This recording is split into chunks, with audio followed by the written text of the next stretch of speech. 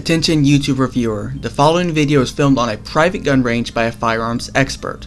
All firearms are handled responsibly and at no point are any bystanders present or ever at risk. The following video also contains no footage of full auto firearms, bump stocks, firearm modifications, or firearm ammunition cells as defined by YouTube's community guidelines. This includes our outro. In addition, the content in this video based around restoring and repairing this rifle has been cleared as fully monetizable by YouTube.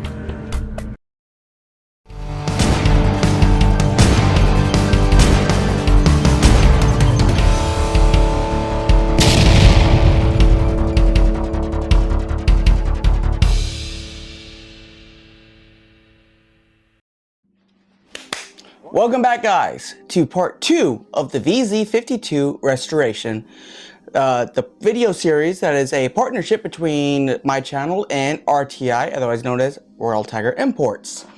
The whole purpose of this series, the whole restoration series with me working with RTI, is to kind of show what you can actually do with a lot of these grade B guns. You see, RTI has a little bit of a reputation of people buying guns and then them not being happy with what they get. And the reason for that is a lot of people don't really look at and read the description of the guns that they order. They think, oh wow, that's a great deal on a Carno or something like that. And then what they expect to be getting is grandpa's bring back that's been sitting in the closet for 60, 70 years. But generally that's not what a lot of these grade B and C guns are. A lot of these grade B and C guns are surplus guns that have been surplus to different countries past the original country, and they've been sitting in warehouses stacked up like Jenga blocks for the better part of half a century or longer. So you really have to temper your expectations when you order these firearms, but if you know what you're doing, you can actually make some really nice firearms out of these. And that's the whole purpose of this whole series, is to show exactly what you can do with these grade B guns that are actually in fairly good condition depending on what your standards are. So when you get them, they look like trash, but you can make them look very good, as you've seen in my past video with the Monaco rifle. And I'll post up the screenshot of a before and after right now.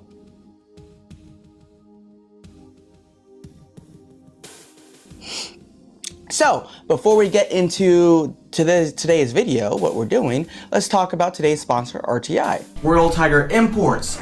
They were gracious enough to supply me with this rifle for this series, and they're working with me on this series right here, and hopefully, with my fingers crossed, I'll be able to work with them in the future as well. So please check out their website. They got all kinds of great collectibles and antiques, as well as some PoE type things as well. And they also just got in a shipment of FAL parts. It's a mixed bag from what I understand. I think they do have some complete rifles as well. I'm not 100%. I haven't checked the website in a good minute. So check them out. Link and everything's right here. And support them, the people who support us. So let's get into it. Alright. So, ad spot out of the way. RTI's got their little their word out. You see some of the cool stuff that they got there. Now, before we get started on today's video, there's something I wanted to try a little different, and it's with the barrel itself. And I got me a neat little toy. This is a bore scope. They're generally made for automotive, but they work just fine. I did a little bit of digging and found one that is supposed to be a 22. It's supposed to be 21 cal for the size of the camera. It does not fit in a 22 caliber barrel. I tried it earlier. It does not. Now, could I modify this by sanding it slightly to do it? I could. However, I probably won't, because generally most of the guns I'm going to be using this for at gun shows and whatnot are going to be above 22 caliber. So before we get started, I really wanted to get a guess of what the inside of this barrel looks like before I ended up polishing it out with the brass brush on a drill. So let me get this set up and let's see what we can figure out here and see inside of this barrel. Alright, I'll put the link to this little bore scope on the description if I remember. I think I paid like 30 bucks for it, maybe a little less. But it's not super great quality, but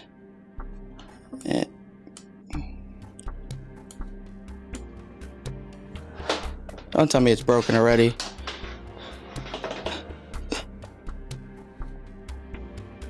Oh, there it goes. All right. Okay, so I don't know what it's currently looking at, but as you can see here, it's not fantastic footage, you know, video quality. I might actually have to turn off the light here to make this a little bit better viewable. Okay, it has different lighting you can do on it. It's maybe a little easier to see. So that's off one. Yeah, so okay, so I got the barrel set up here, as you can see right here, held up by that purple power. Let's see what we got inside here.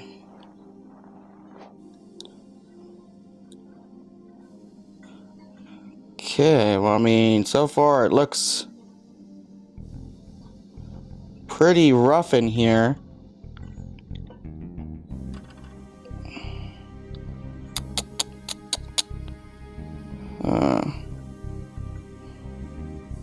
Let me see, trying to get this down in here. It looks pretty rough right now, but I wanted to do this as a comparison so we can kind of get an idea of how bad it's going to, or what improvements we can see after I really polish this thing out. I'm trying to get this thing to go all the way through. You see, I mean, you can't tell much in here because of the video quality, and it's so gunked up. Okay, now we're gotten to the chamber and out to the receiver. So let's pull her on out.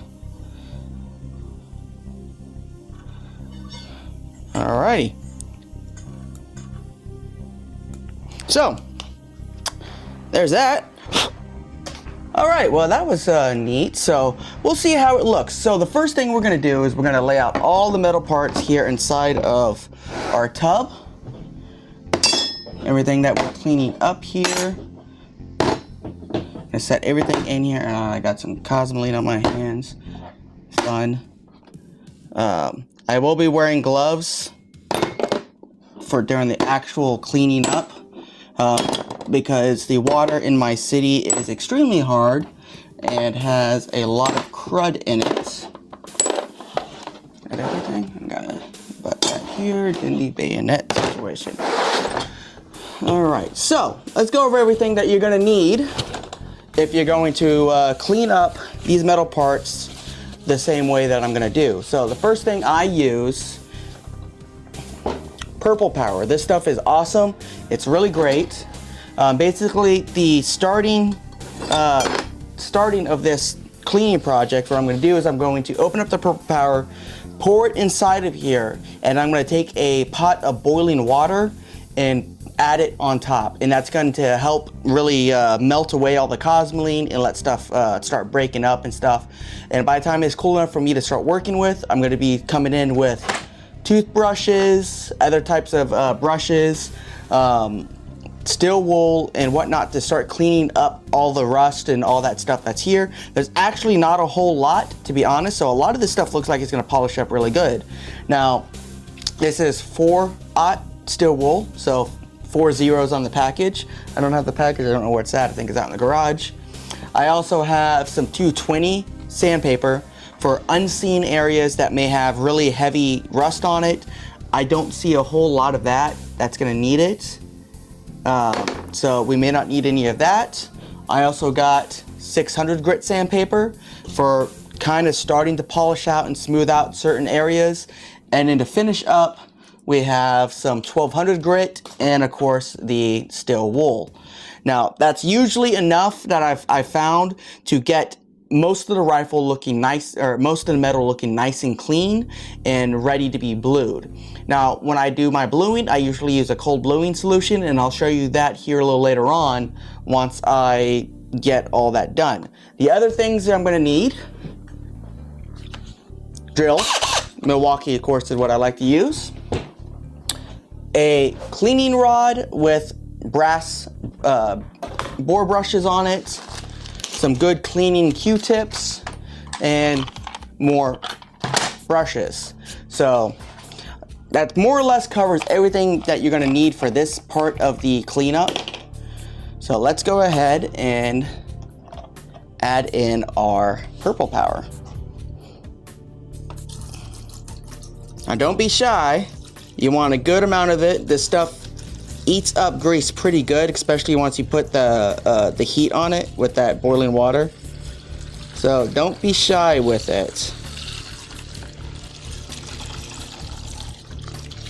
Normally when I do one of these, I do about a half a jug inside of it, inside of the container, and that's it. Alrighty, I'm gonna go get the boiling water and I'll be right back. Alright, here comes the hot water. Gonna just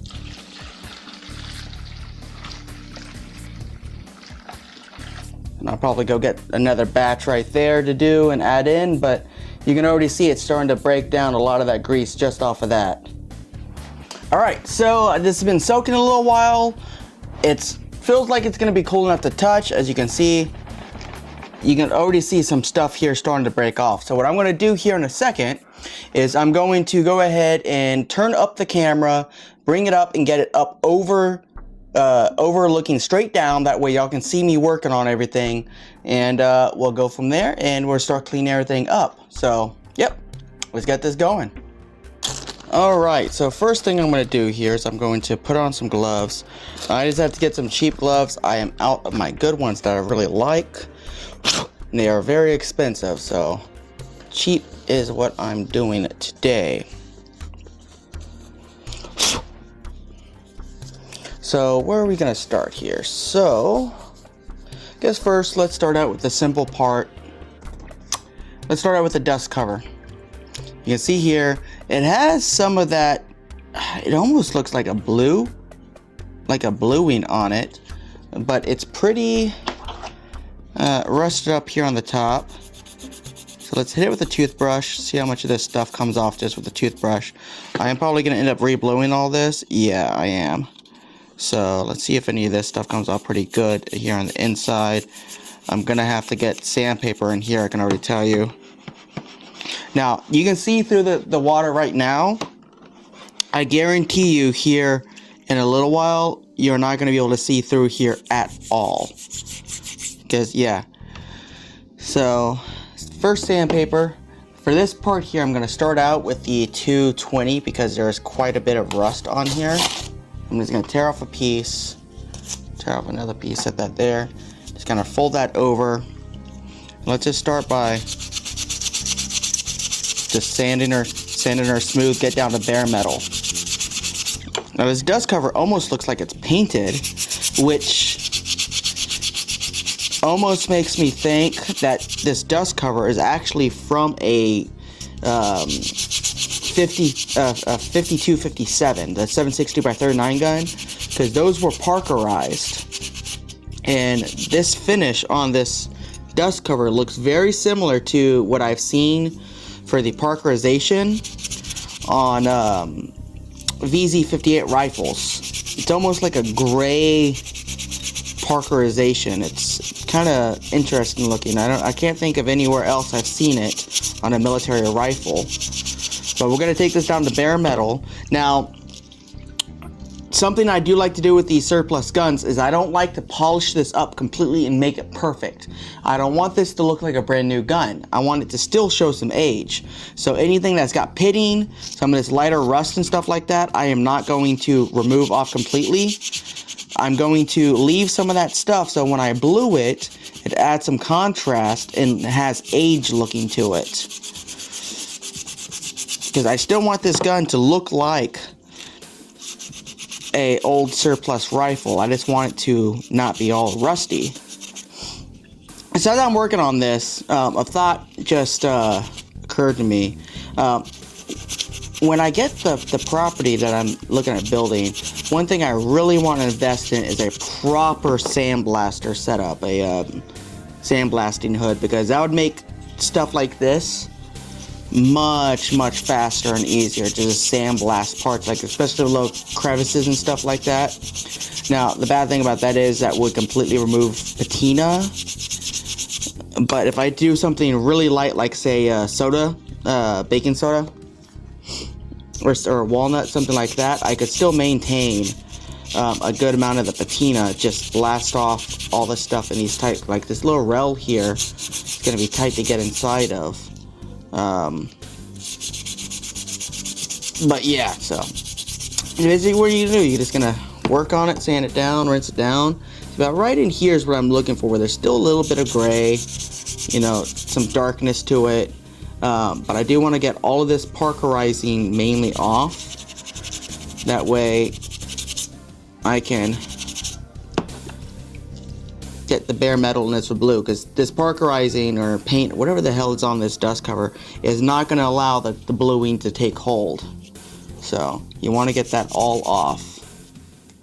Alright, so I have no idea what just happened, but I guess I've been talking to myself for like the better part of 5 minutes.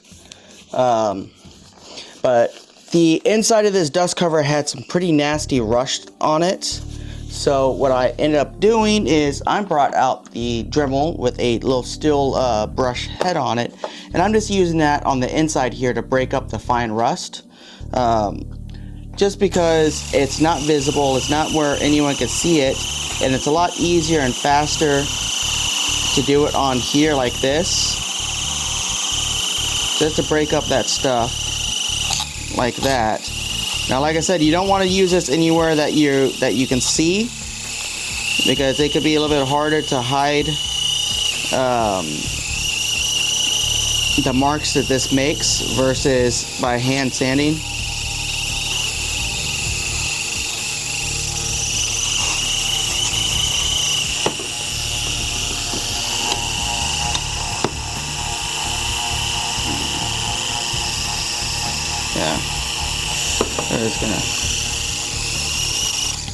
But yeah, so I'm just cleaning up like that to get the light stuff off. I'm gonna have to put a sander head on to get some of this thicker stuff off.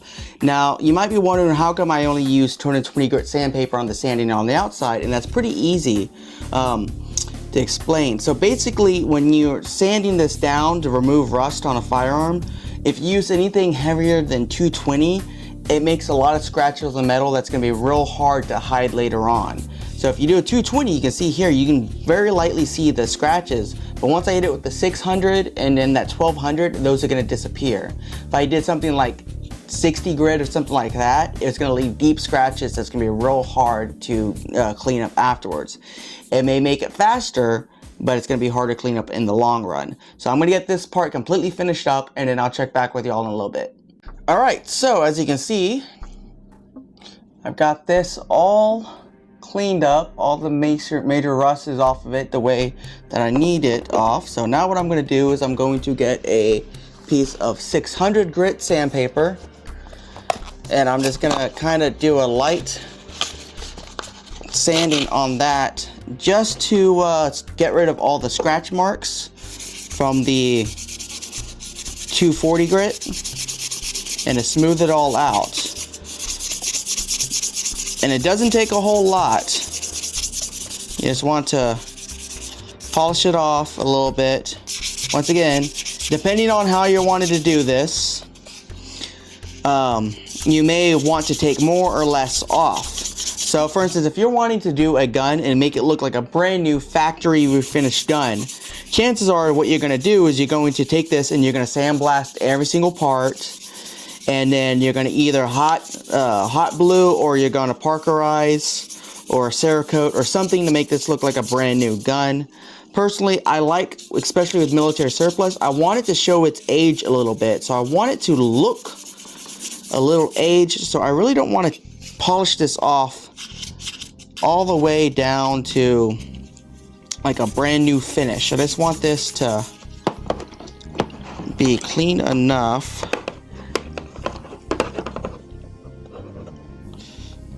that when I blew it, you can't see the scratch marks from the 220,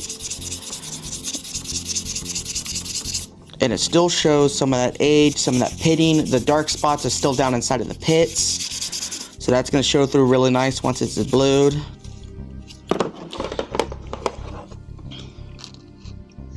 Yep, that's about what I want right there. And I'm not worried about doing the underside of it because you can't see the underside anyways. It's all going to be hidden. And you always want to sand the exact same direction on this type of project. Keep everything going the same direction. And if it's in line with the gun itself, then any scratches you may accidentally leave seem to be a little bit harder to spot because it's in line with the length of the gun. And then there we go, that's the dust cover. Now from what I've seen, the dust cover was the worst off of most of these parts, so it took me quite a while. A lot of these other parts I can be a little bit more liberal with, hit them a little bit harder and faster. So let's see, what are we going to start with next? I guess let's go with the gas tube cover right here. Now, this has got cosmoline on it, so let's get this off here. And this may need very little, if any, actual work, it looks like. Now, like I said, there are some things on this gun. Yeah, down inside of here is the worst part. You gotta really scrub in here.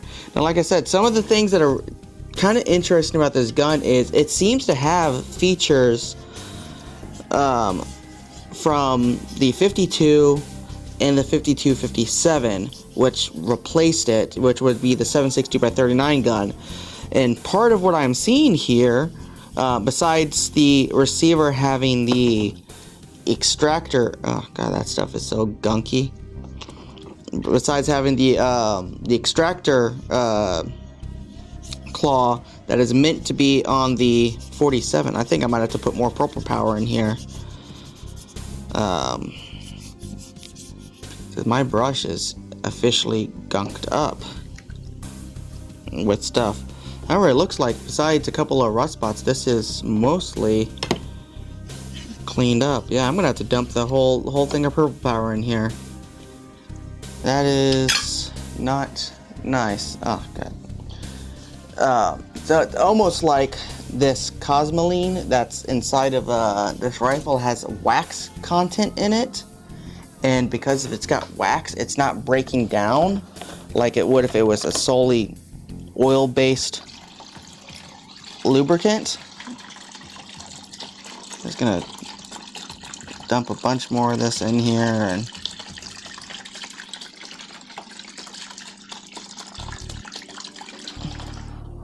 but anyways, like I was saying, some of the strange things is, for instance, this the original guns, from my understanding, were all blued, and they didn't start doing the parkerization until they did the 57s, which were in 7.62x39. So, but as you can see, this rifle has a few parkerized parts. This gas cover, this gas system cover right here, is parkerized, and so was that rear dust cover, which is, like I said, a little strange because it shouldn't have these parts parkerized. They should be blued, from my understanding. So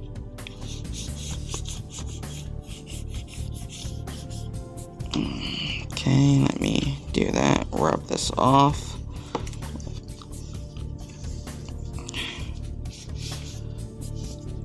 You see the inside that was full of grease, perfect. Up top, very light. Okay, we got a serial number on this gas tube here. Let me check and match it to the gun itself. Yeah, I mean the gas tube, this cover matches the but now where'd my sandpaper go here? Okay, it's the 600. Where's the 240 I had in here floating around? Where is that one? Well, I don't know where it's at. There's a piece I got right here. Let me grab this. But yeah, you know, it's just some strange parts. So I'm going to get this up here. I'm going to go ahead and I'm going to sand the outside. I'm going to leave the inside parkerized because there's no rust on the inside. So I'm going to sand the outside of it and then come back to y'all when I get to the next part. So, all right. So that's the top cover, or the gas tube cover there. I'll clean it. You can see it's still parkerized on the inside. Looks nice. Nice and shiny on the outside. As you can see, I have ditched the gloves because they kept tearing. And what is the point of wearing gloves if my hands are getting wet and soapy? Anyways, so I'm going to set those over there. What is going to be the next part we are going to work on? Tell you what, let's do the barrel. At least get the bore and start that out. It's been soaking in here for a good minute now, so any gunk that has been in there should be well and soaked through. So you check, make sure I got the right size brush on here. Yeah, that'd be fine to start out with. Let me get this on the drill.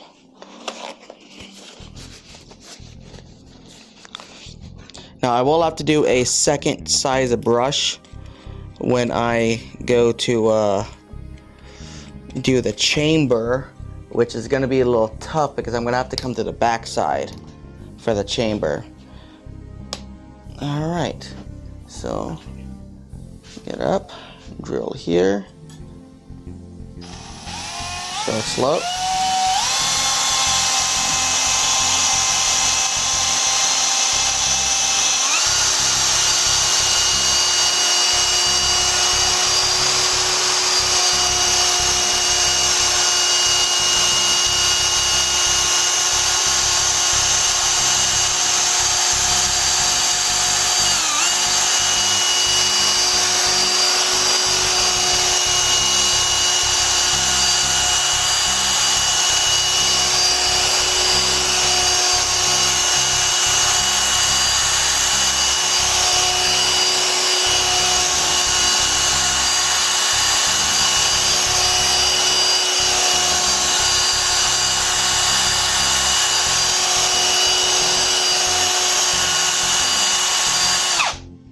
You can look at all that gunk that's on the cleaning rod there. I mean, I see some rifling. It still looks pretty dirty in there. I'm gonna probably say that the rifling is pretty rusted out, but we don't know yet.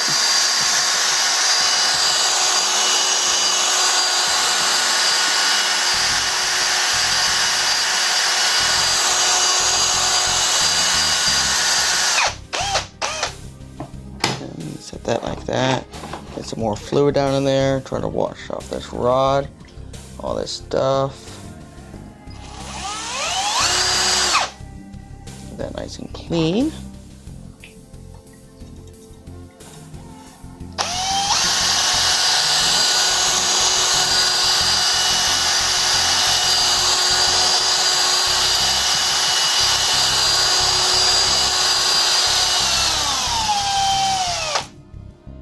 Still a ton of crud coming off.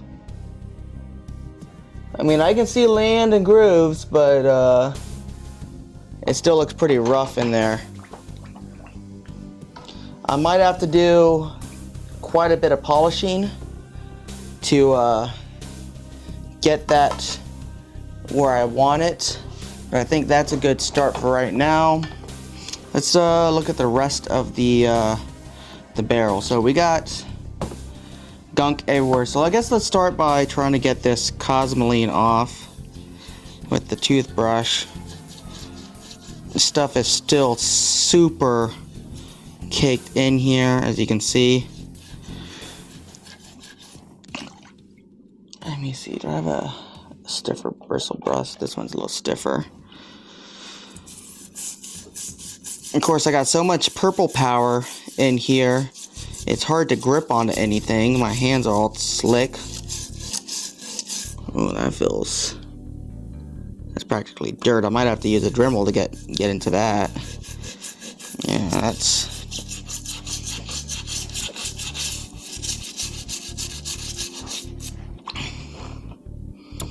Some of this is cleaning up, pretty nice looking.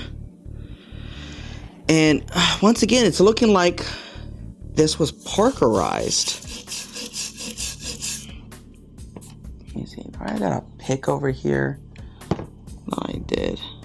That stuff is real solid. I'm gonna have, yeah, it's gonna take a Dremel and a diamond bit to break that off. That's practically dirt right there. This thing's been fossilized. But I'm just going to get all of this cosmoline off so I can start sanding. Now, when I did the moniker rifle, it was nowhere near this bad. I might have to do a change of water after I get all the oil and cosmoline off, and come back and do another thing with clean water with the parts that have had the cosmoline removed, so I can actually polish up and whatnot. As you can see, this stuff is taken over. Like, I know I certainly am gonna have to wash all of these parts after they're cleaned up, just to get all the residual oils and soap off. Yeah, this thing is.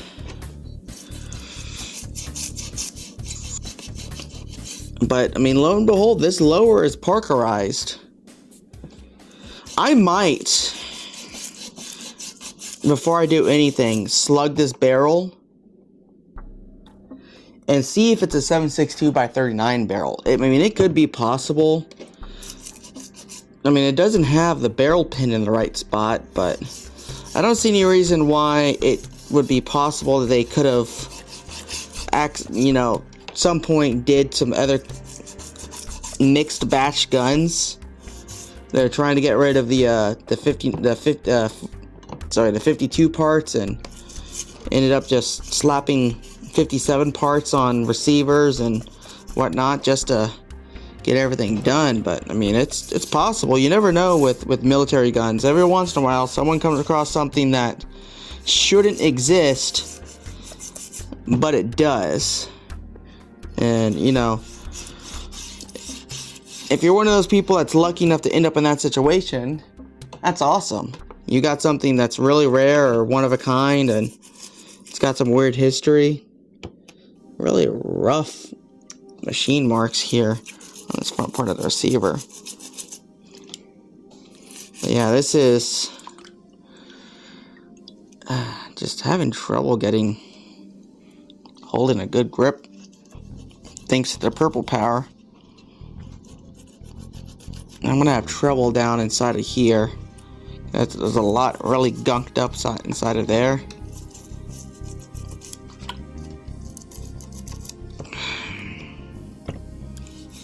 But okay, well, I'm gonna get this degreased and to the point where I can start doing sanding, and I'll check back with y'all in a while. Alright, so the barreled action is now degreased.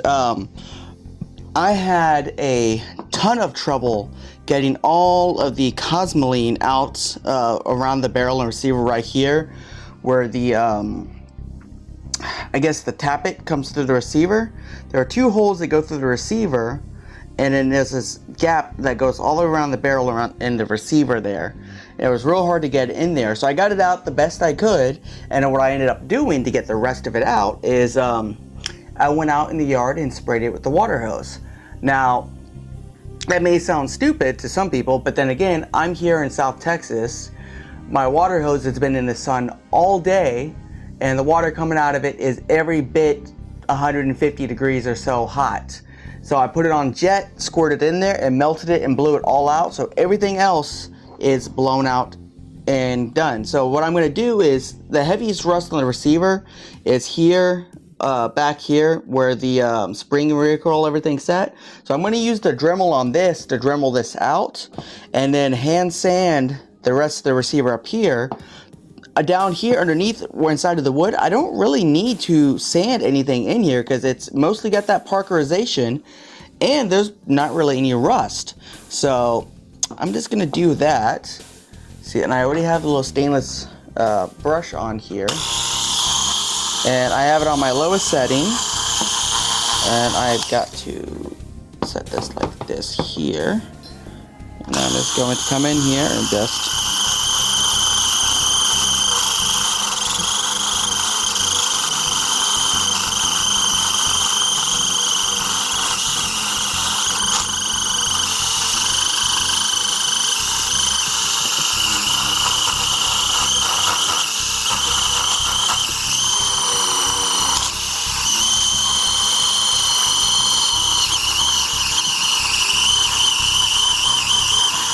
I'm just trying to break up the rust. I'm not trying to polish the metal or anything. I'm just breaking up the rust. That way I can brush it off. And I can see here, this is working pretty good.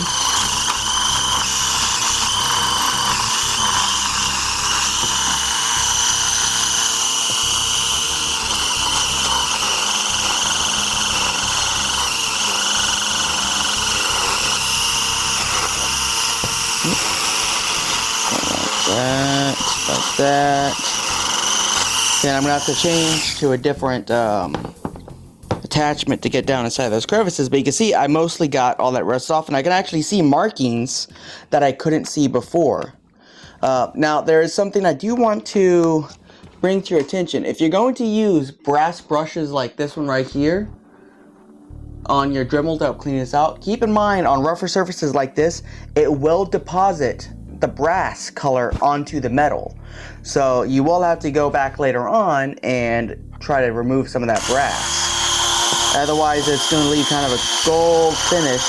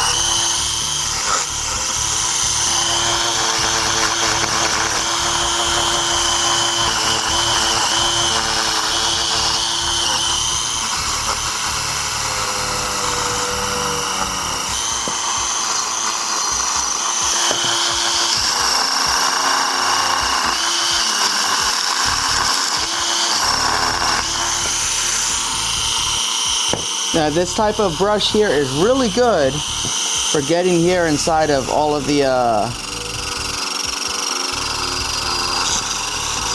rails and stuff.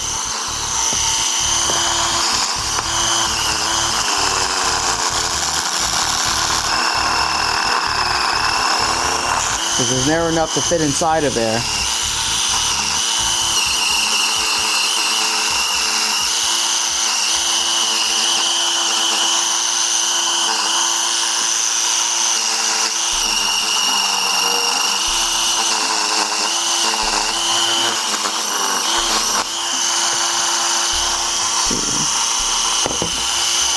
That a little bit right there. Yeah, I can see how it leaves that kind of brass color there. Okay, now I'm gonna try to get down in here. A little tough. I might have to get the whatchamacallit, the Q-tips down inside of that.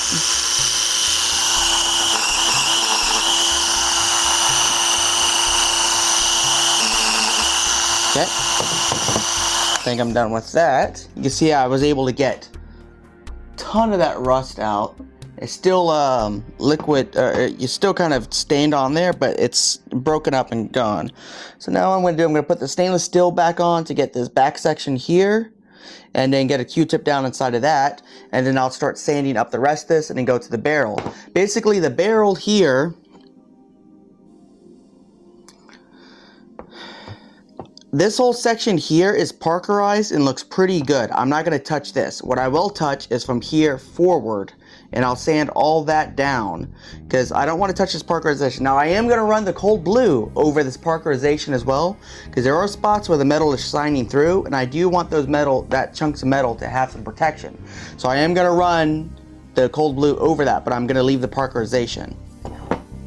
But once I get this sanded up, I'll show y'all how it looks, or at least when I get started. Alright, so here we are. We got all this cleaned up nicely as far as the heavy rust. So now we're going to start the sanding. So I'm getting just the side of the receiver here, which has a good amount of crud on it, and I'm starting dry.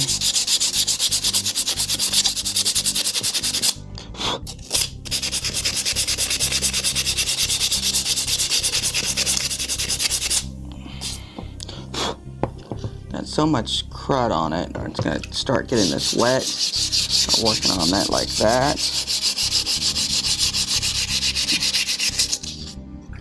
I may still have to bring in the Dremel here and there. Now remember, I don't want to remove all of this patina. Just mostly getting the rust off, cleaning everything up. Like, see, you got some of this pitting here, right here near all the markings.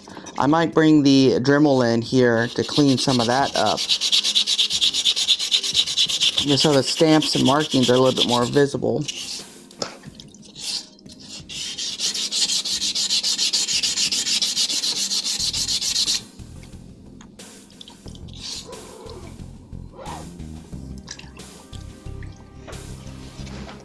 See, quite a few. It's like pitting, but it's not really pitting. Okay, some of it's actual pitting, but it's not bad pitting, to be honest.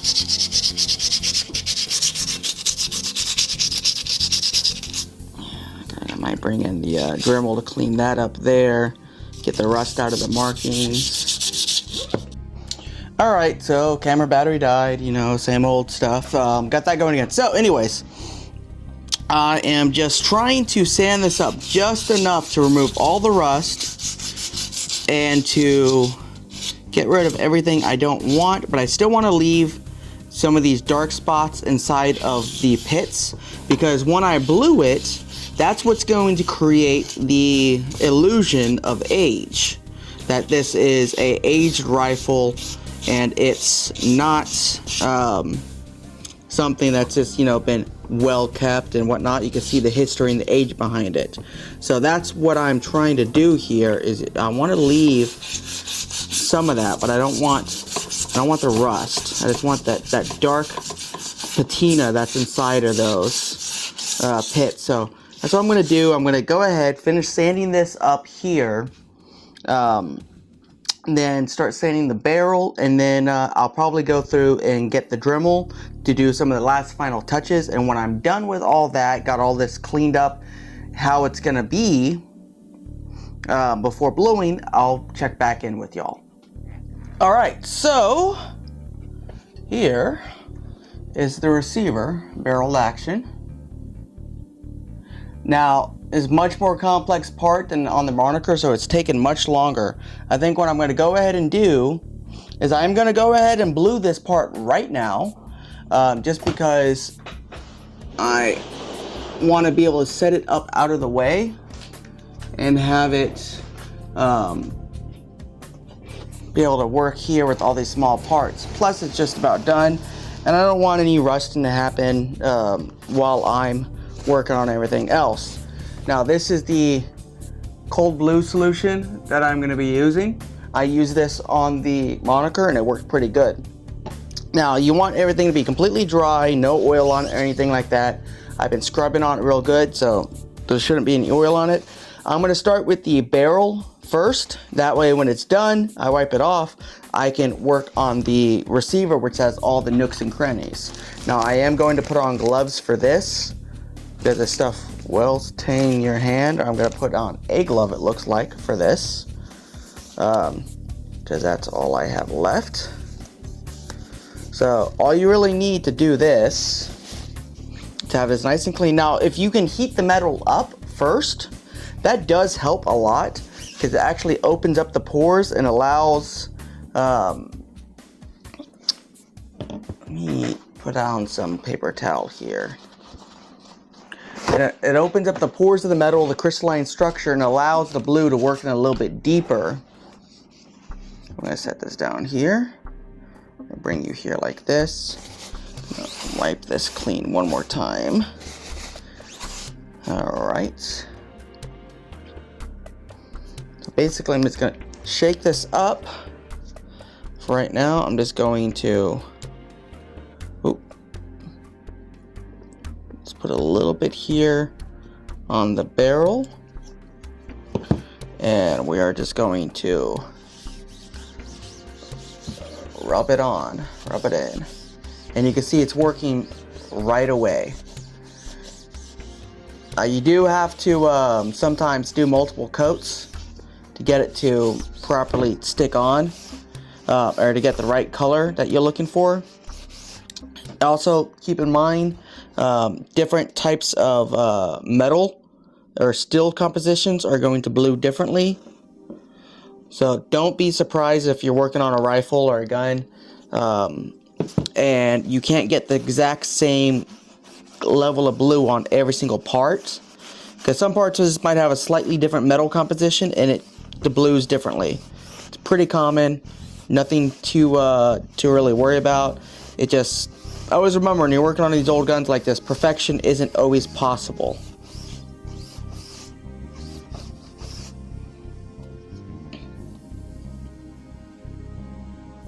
A little bit more here.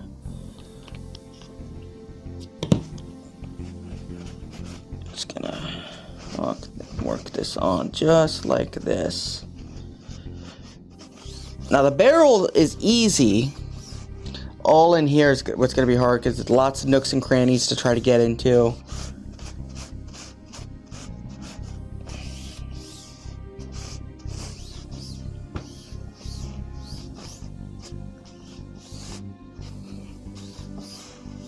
And you can see just the difference right there. And I'm going to put a good amount here around the muzzle. Now, when you got nice round parts like this, the best way is just to kind of rotate it like this. And don't be afraid to get inside of the grooves and the threading. It's not going to hurt anything, and it's not going to hurt anything if you get inside of your bore either. So just keep that in mind. But you will have to clean it out. But like on this barrel here, we still have quite a bit of work to do on the bore when this is all said and done. So, you know, you see, just like that section is pretty much done. I think we can maybe get a little bit darker down in here. And this stuff will stain your hands. That's why I recommend wearing gloves. Unless you want copper colored skin. You know, no judgments. Okay, let's get just a little bit through this section right here.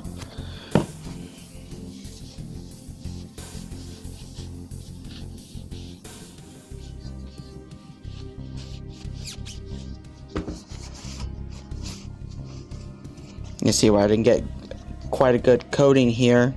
So we're going to put this here, and we're just going to rub it in.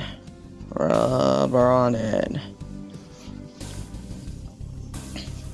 That's basically all you're going to do. Is just add it on until you get the colors that you want. Like I said, you know, heat does help,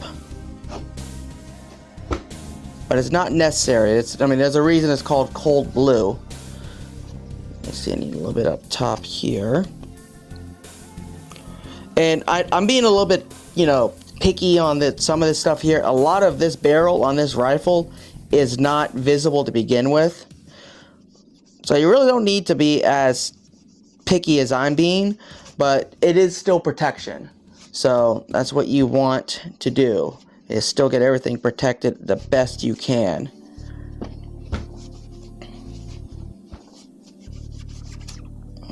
Okay, now let's see how it looks over this parkerization.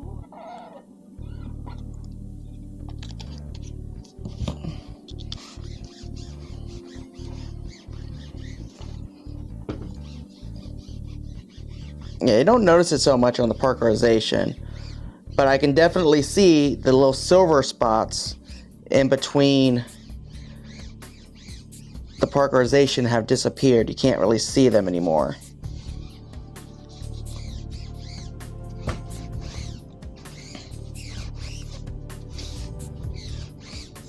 Now the best thing to do after you get all your parts blued is to rinse them off with hot water to get all the rest of the cold bluing residue off.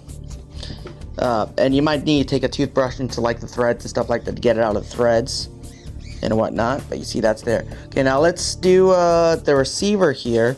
I'm going to hit this side here. I'll do one side, show you what it looks like, and then go to the other side.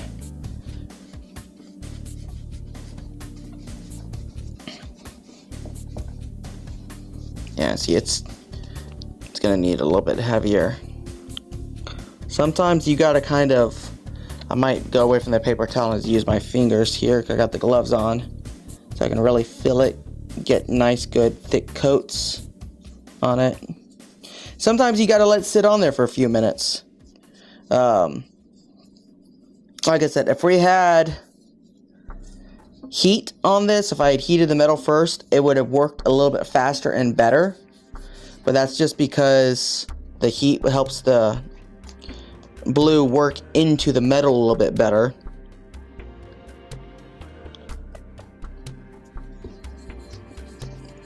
Let's just get everything on this side just kind of coated, and I'll wipe it off. That way I can give you a, you know, before and after comparison right now on camera. We're just gonna rub this on nice and good here. And like I said, I'm still putting it on the parkerized surface down here just to kind of protect, a little extra protection. This stuff will work through parkerization, and it will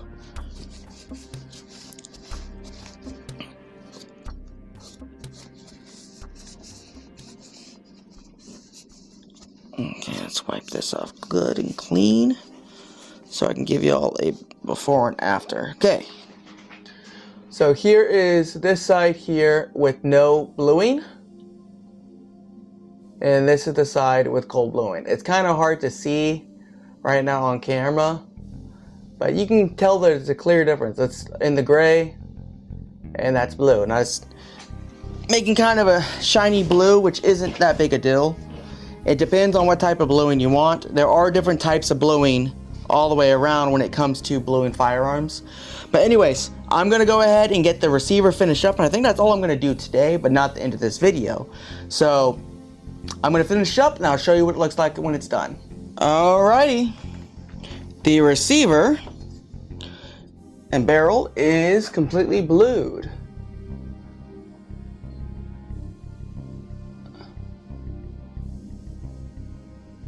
That came out great.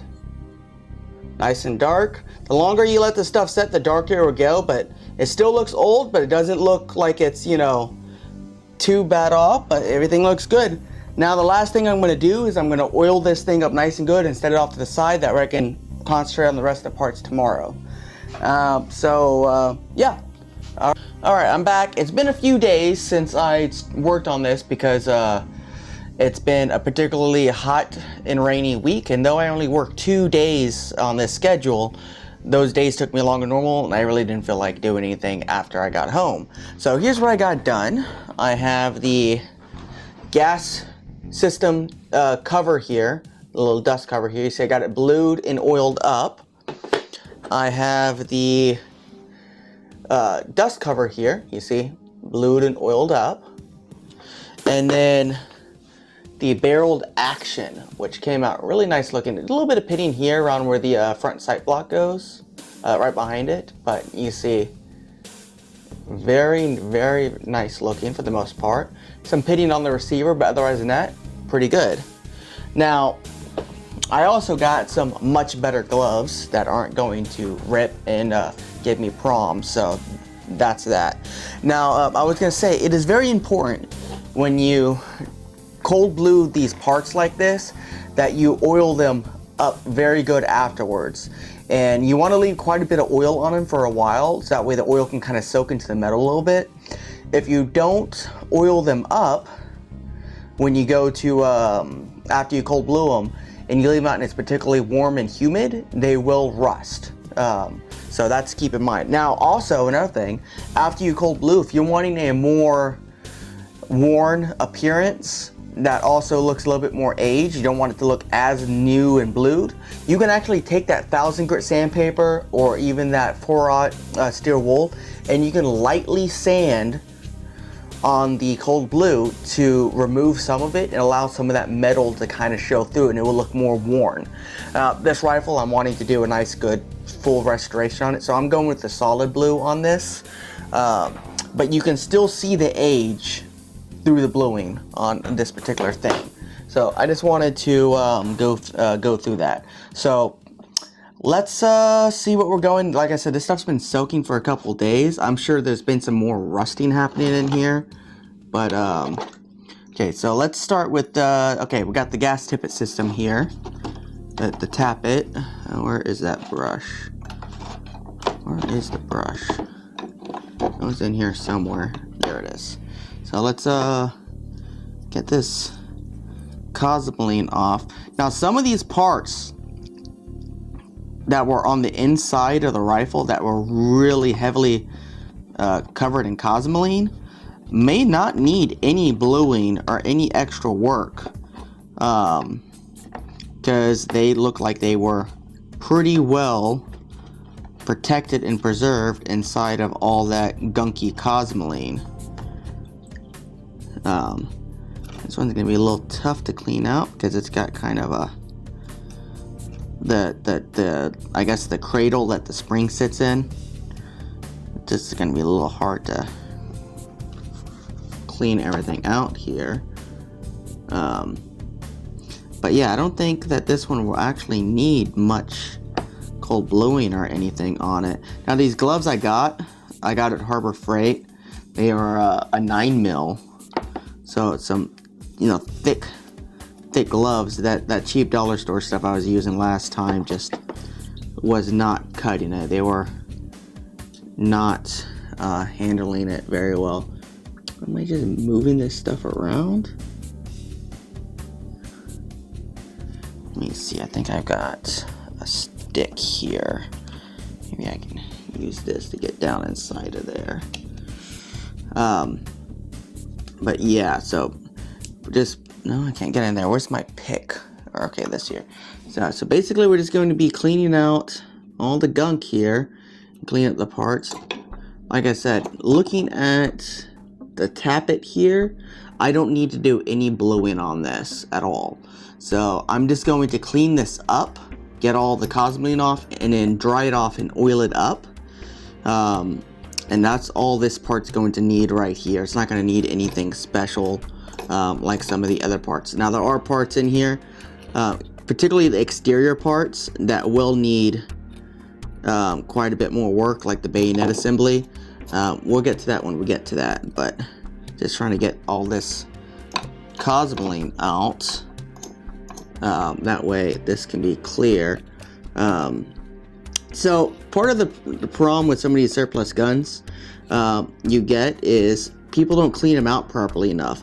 It used to be, even today, there are a lot of indoor gun ranges that won't allow SKS rifles in their gun ranges, because the problem was people were getting these surplus SKSs, barely cleaning up the exterior of the rifle, and then going to the gun range.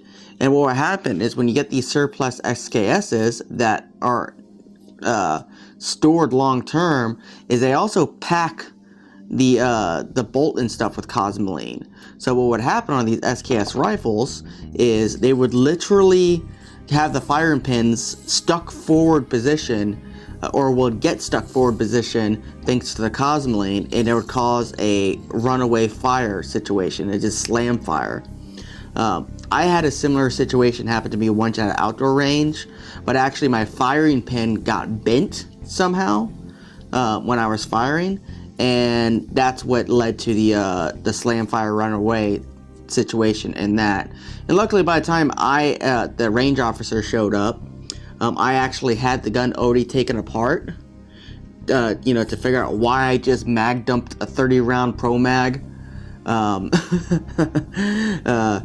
You know, which was, you know, fun, but, you know, concerning because I wasn't expecting it.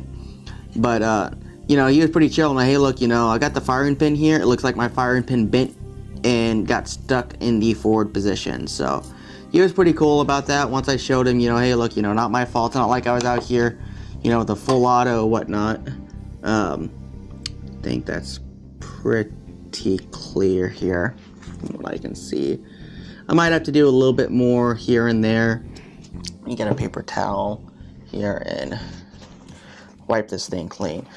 But yeah, so that's always just something to keep an eye out. It's a little less important with bolt guns, because generally you can't, you don't have to worry about that situation to begin with. But with semi-autos, especially SKSs, it is very important to go through and make sure you clean out all the cosmoline, because you can get dangerous situations such as that. Okay, now I got this all cleaned up here. And you can see it's got like a parkerized finish on it. And that goes in the clean parts water tub. Okay. Now we got the gas piston here. It's got some junk here. I don't know if that's just cosmoline. Okay, yeah, the gas piston here is going to need a bit of sanding and bluing, but not much. It's not too bad. So we're just gonna brush it a little bit here to get off the main cosmoline here. Now this cosmoline I'm noticing here that came on this rifle is a little different than some of the cosmolines I've dealt with before. It's not breaking down as easily in the purple power as a lot of cosmolines and stuff are that I've worked with in the past. There's some cosmolines that this stuff will just melt away like like butter. This stuff here is not doing it, and I'm wondering if that's because it may have a higher natural animal fat content than some cosmolines, because most cosmolines meant to be as cheap as possible, so usually they're a mix of oil based, petroleum based oils, and then also some natural animal fats as well, and that helps keep down the cost quite a bit. We're just gonna clean this out here. So that's nasty carbon. Just clean. Now on the barrel action, I did go through. There's that gas ring in there that's clogged up. I did polish the barrel a little bit more with the drill with some oil and stuff, and it does look considerably better. I still want to do some more polishing on it. I'm nowhere near done, and then I need to actually swab it out and clean it. But I'm just working on everything else right now. I got oiled up and whatnot, so it's to a point to where it's not in a bad position, but it's a lot better than it was. You can actually see the lands and grooves now, and it's definitely an improvement. Alright, so I'm going to sand this down. You guess we'll start with just the 1000 grit here, and I'm just gonna clean this up and get it blued, and I'll check back with you in a few minutes.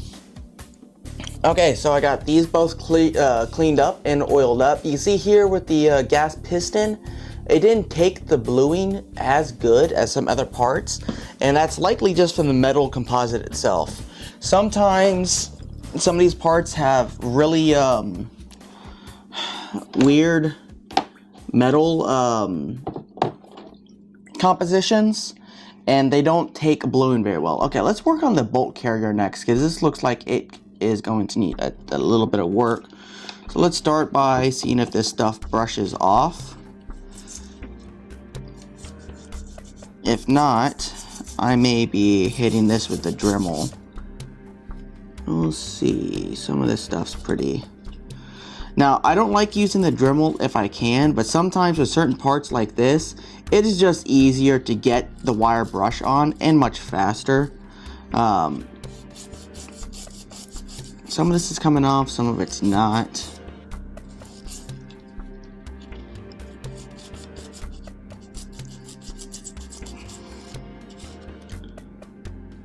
Yeah, it's gonna be easier to get this with the Dremel. So let me dry off my hands so I can get the Dremel. Now, when you're doing stuff like this on a restoration project, really, it's very rare that you need any actual sanding wheels for anything as far as cleanup. Mostly what you're going to be using is you're going to be using a steel or brass brush wheel, like I've got right here. This is a steel one. You're also going to be using a lot of the, where is it at? Where is it? Got it here somewhere. Where'd it go? Anyways, it's like, oh, there it is. It was right in front of me. These right here, which is kind of like a little, a vertical brush where it's all bunched up real good. This works really well. And then, where is it at? There's a buffing wheel. These here, what's the other one at I was using? Oh yeah, here it is. These here work really good as well. They're a soft, but they have an abrasive in them. Those are real good for polishing stuff up or breaking up really, really heavy stuff.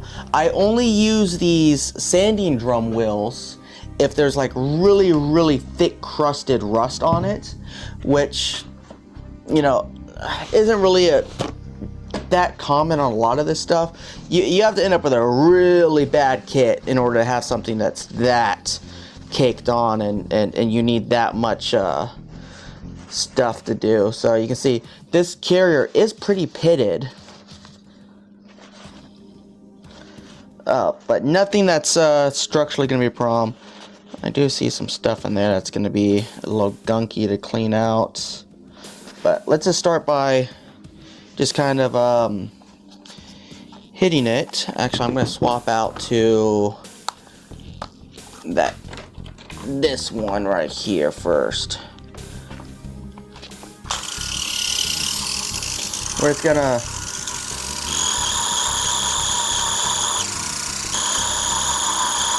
and also, unlike with the sandpaper, these steel wheels really help get down inside of the pits a little bit more and clean out the pits, and you want that so you can get the rust out of them.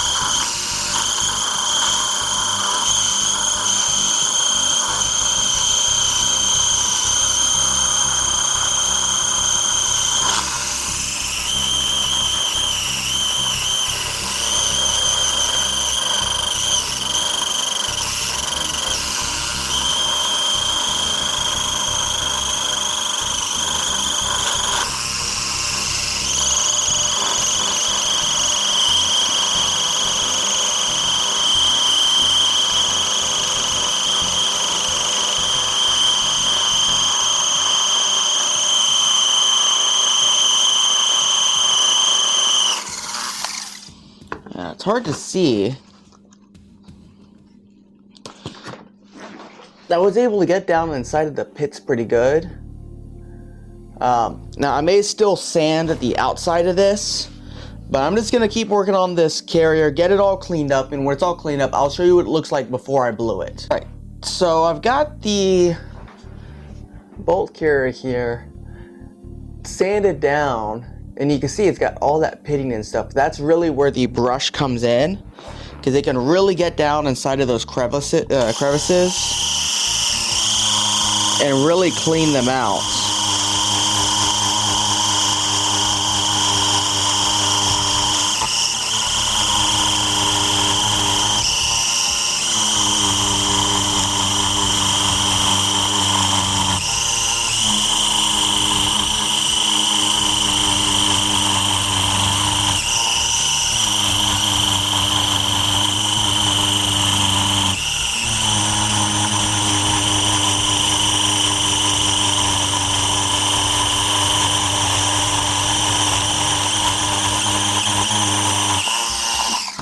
So, see, I got this wiped out here. Now, some of this, I'm not sure, some of these,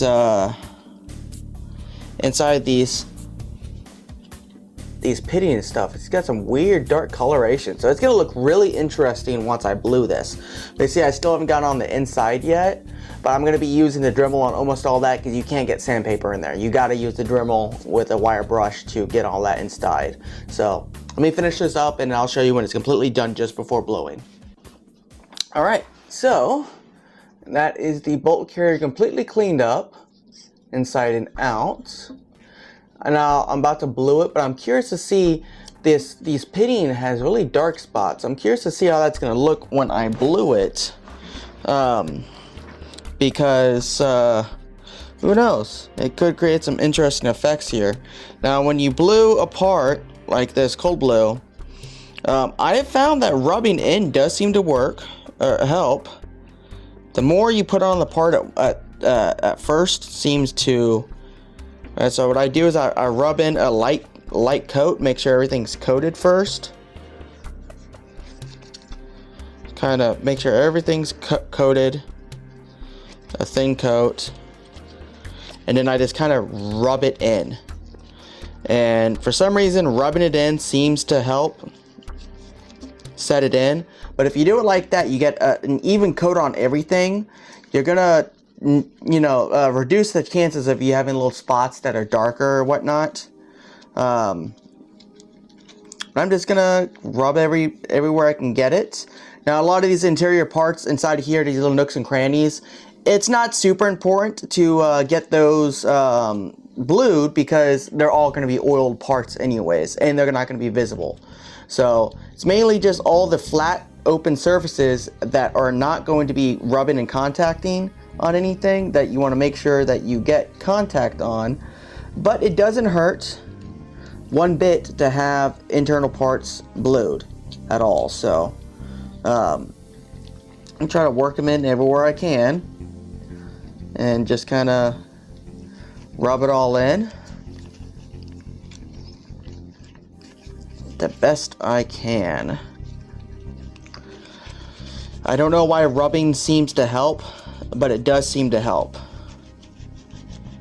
And then also, the longer you let it sit, also the darker it seems to get as well. So we're just rubbing her on in. Everything looks pretty solid here. Try to get some inside of those rails a little bit.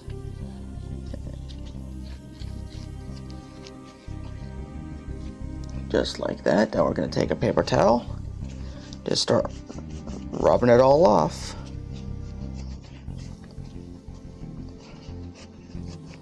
Now, of course, before you oil this up, you do want to go wash this.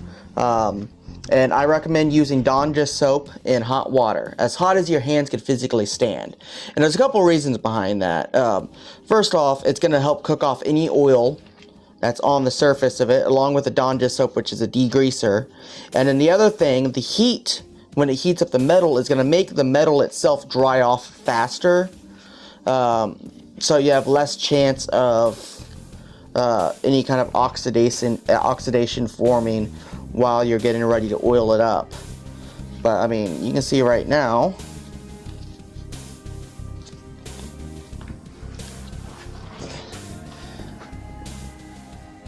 that is the finish we're getting right there after the cold blue. Looks nice, pretty nice. So I'm gonna go wash this off, get everything off of it, and then come back and start the next part. All right, and there's the bolt all blued and oiled up. Now, the carrier. Now let's find the bolt, because the bolt is generally an interesting part on, here it is, on a lot of firearms. Now this one does seem blued. Generally, the reason why I say they're interesting parts, because generally bolts don't handle bluing very well, because usually they're made with a very high chromium content steel. And that chromium does not like to handle blowing. I'm trying to look here at the extractor claw. See how this pops off here. It looks like I may possibly have to, I'm gonna have to disassemble this all the way. But you can see the bolt on this particular rifle is in fact blued. So it is gonna get blued. On a lot of rifles, like I said, the bolts are not bluable generally very well because of that chromium content. Now this does have a spring-loaded firing pin, but it is so gunked up that it's not returning very good. So I'm going to look at trying to figure out how to disassemble this bolt properly. That way I can clean it up all the way. And alright, why isn't the extractor claw coming out? Doesn't seem to be anything holding it in. Just looks like you just got to get it just the right angle here to get it to come out, because I don't think it's held in by the firing pin. It could be. No. Huh. It's interesting. How's that held in? Anyways, I'm gonna get the bolt completely disassembled, and then we'll take a look at how much it needs to be cleaned up. Honestly, not a whole lot from what I can see here. It's got a little bit of rust back here, but nothing too crazy. It's really just the recoil spring, the spring on the firing pin that needs to be cleaned up because it is gunked full of cosmoline, and we got to get that out. So I'm gonna get this taken apart, and then I'll be right back. All right, so I got the firing pin out, but there's some bad news. My firing pin is actually broken. Sorry. So that's supposed to be, you know, like that. So, looks like I'm ordering a new firing pin for this. Getting out the firing pin was more or less pretty easy. There's just a pin right here you knock out from the top side down. It only goes in one way, has a flat side and a round side. And the spring popped out a little bit, and it was giving me just a little bit of trouble. So I grabbed the pliers, was working it out, and this side just popped out. And then this side popped out from the spring, and it's broken. So that was partly my fault, but then again, this is not from this was gonna break no matter what anyways. So new firing pin it is. I've got to order, but I'm gonna finish figuring out how the extractor claw comes off, and then order me a new firing pin, and then I'll check back with y'all in a few minutes. Alright, so I got the extractor claw off, and from what I can tell, it's just kind of an interference fit.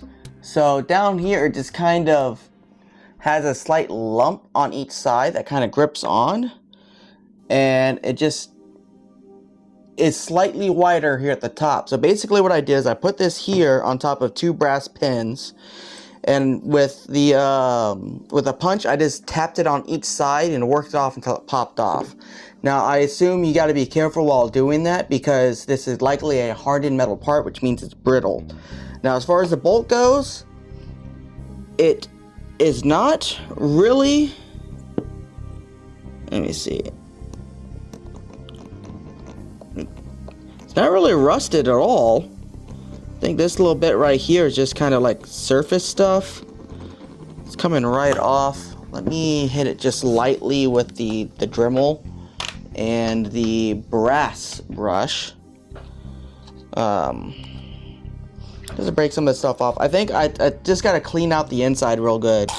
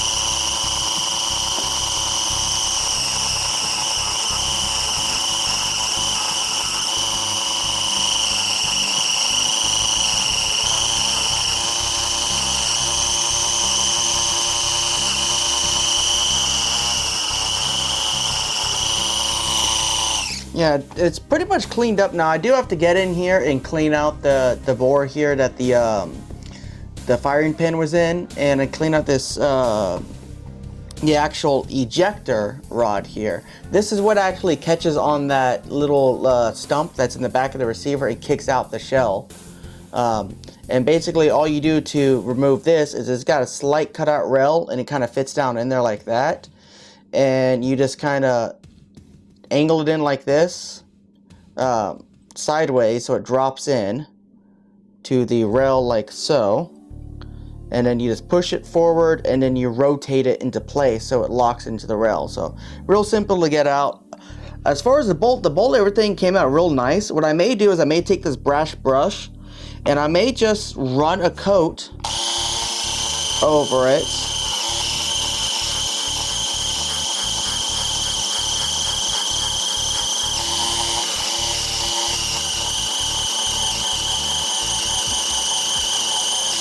And I'm not necessarily cleaning it, but what I'm doing is depositing a super thin layer of brass onto this surface. And that's gonna help lubricate it and protect it a little bit. And give it kind of a neat little golden color. So I'm gonna do that and then try to clean out the inside of this, and then the bolt will pretty much be done. I'll just oil it up real lightly and set it off with the rest of the parts. And that'll be it for the bolt and carrier. And then we just got a bunch of little small parts to keep working with, so. All right, so new firing pin is ordered. So let's go ahead and reassemble the bolt for the time being without the firing pin. So, like I said earlier, I took the bolt, set them on top of 2 brass pins, and set this right back on top here. And I'm just gonna gently tap it on. Gonna get one side on.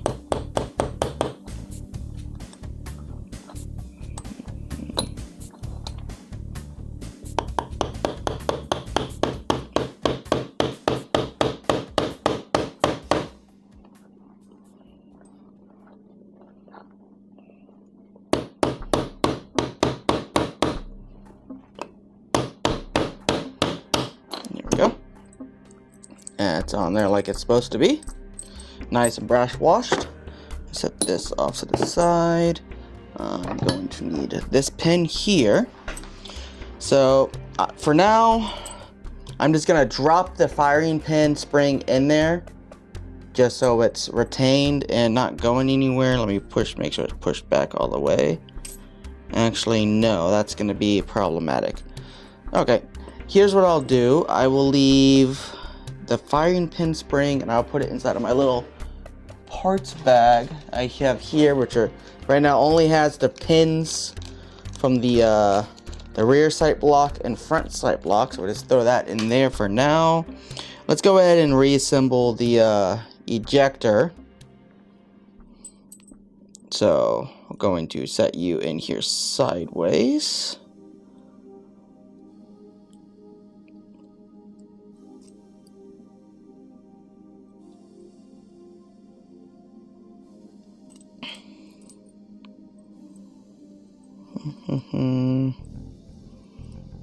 Get the spring in like so. You're gonna push it through.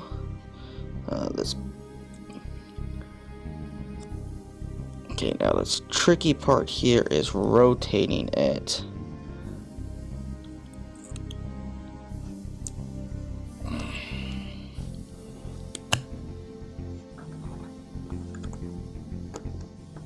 There we go. Got it in. Just gotta pick it up a little bit. You get this in here like so. Come on up. There we go. You can see now how that works. So when the bolt comes back, that little hook that's in the back of the receiver pops that right there, which then acts on the case, the claw, and it helps fling it straight out. So that is our bolt reassembled. I'm gonna lightly oil it up and set it with the rest of the parts. Alrighty, let's see. What is the next part we are going to work on? Let's see here. Let's reach around. Save that for a while. Okay. I guess let's take a look here at the barrel nut.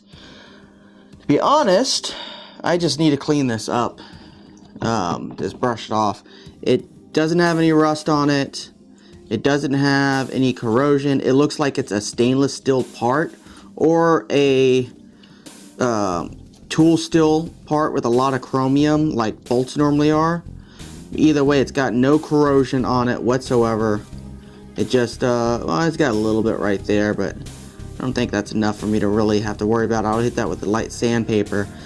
But judging by its coloration, to clean out the threads here, I might hit that with the Dremel and the brush to really clean those out. Yeah, I think that's what I'll do. Is on this part here, I'm going to just put that brass brush back on, and I'm just going to hit this whole part with the brass brush and see if that cleans it up, and also if it deposits any additional brass on the part. Like I said, on any of these parts here like this, having a thin deposit of brass on it isn't that big a deal. It's actually good. It helps lubricate the part, protects the part, and works pretty good. I do definitely like those gloves a lot better than the ones that I had last time a few days ago. Let me see here. I'm just gonna dry this out a little bit. Nothing too crazy here. Put this here. Let's see. Throw this brass brush on, which is this one right here.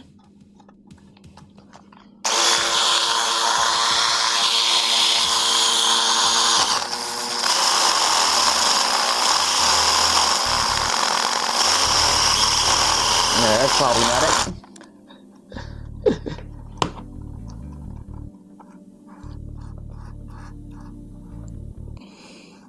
The brass brush is apparently the exact same size as the threads, so it just threaded its way through, which really cleaned up those brushes, or those threads. Alright, so let's just tighten this back on the rest of the way. Need to really clean up this little ring here. Clean up this little bit of corrosion.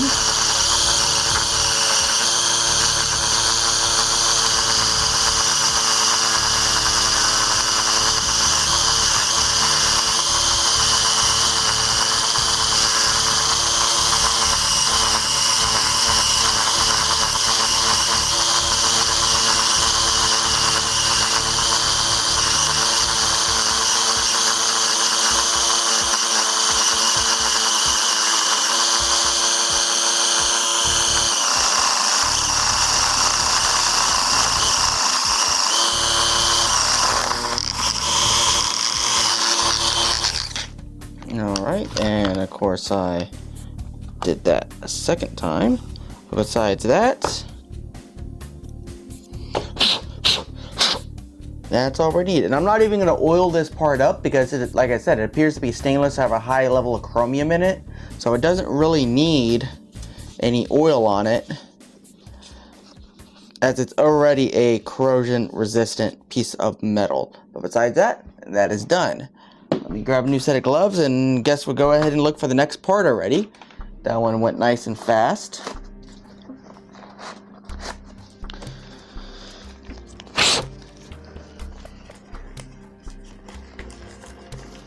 So far we're moving along. It's taking a lot longer than when I did the Monaco rifle. And that's simply because, one, there's more parts to this rifle because it is the same auto. And then two, the parts that are on this rifle are far more complex. I don't want to do the fire control group just yet. Another nut. Stock. Okay, yeah, let's work on these buttstock components next. So This is the inner buttstock, and this was a Parkerized part, but I'm just gonna sand her down and blue it. This particular one is hidden underneath the actual buttstock to begin with, so it's not even visible. So I'm just gonna hit it with a 220 grit, just get it completely sanded down, get all the rust off of it, and then I'm just gonna blue it real fast. I'll do the exact same thing with the buttstock here. So here's, I'm gonna show you all a before and after. So these are what these look like now. And I will show you them again in a little bit when I'm completely done with them and they are blued and oiled. All right, so I got the butt plates done, as you can see here. Nice blued, lightly oiled. They look pretty good. So that one fits inside of that one like that, and that holds onto the latch on the bottom part. So, alrighty, set those off over here with the finished parts. All right, let's see what's next. What is next? I'm gonna save the bayonet for a little while. Okay, I guess let's go ahead and do the little the bayonet lug retainer, whatever you call this thing. I'm not sure exactly what you call it, but it's what retains the bayonet assembly onto the barrel, as well as keep the gas tube system in place. So let's just first start by getting off all the gunked up cosmoline that's on it. Inside's going to be a little bit harder. Flip this around. Just get this stuff out here. Like I said, this cosmoline just did not break up very well with the purple power. And I don't think that's the fault of the purple power itself. But I think it's just the type of cosmoline. I think it has a higher concentration of animal fats in it, which just don't dissolve as easily in this type of degreaser. But it's a pretty simple part. So we got, look at that, give that a little rinse, a little bit down there, a little bit down there. Now, the problem with this part here is how small it is. It is going to be impossible to hand sand this, so it's all going to be done with the Dremel. And it looks almost good enough. What is...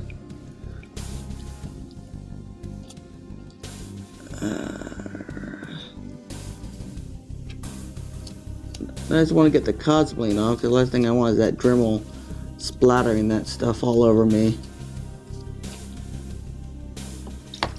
Alright, pretty simple part, not too complicated, but let me dry my hands.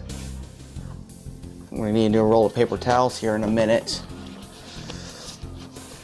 And I'm drying my hands before I do the Dremel for the obvious reason I want my wet hands holding an electronic device, but also I'm trying to keep, you know, oil off of that Dremel. It's an old Dremel, and it's not the best, but it's the only Dremel I have at the current moment. I really don't want it to burn out or anything like that. So let's see here. So this is a relatively small part, simple. I got the steel wire brush on it already, so let's just work on this like that.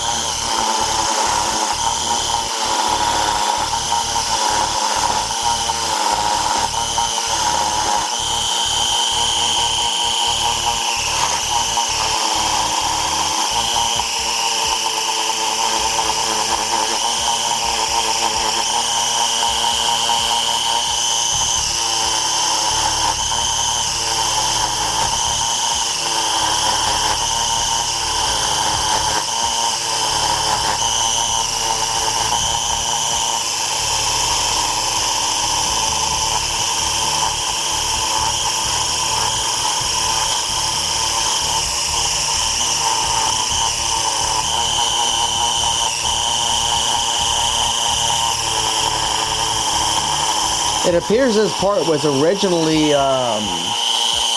parkerize as well.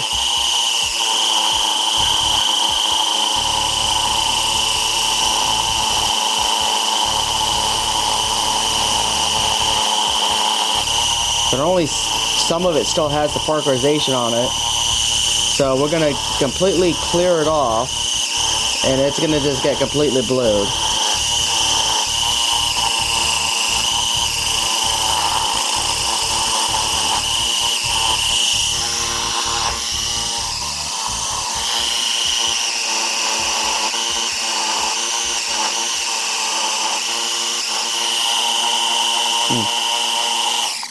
Yeah, so it's just I'm gonna finish cleaning this up, get it blued, and then I'll come back to y'all with the next part.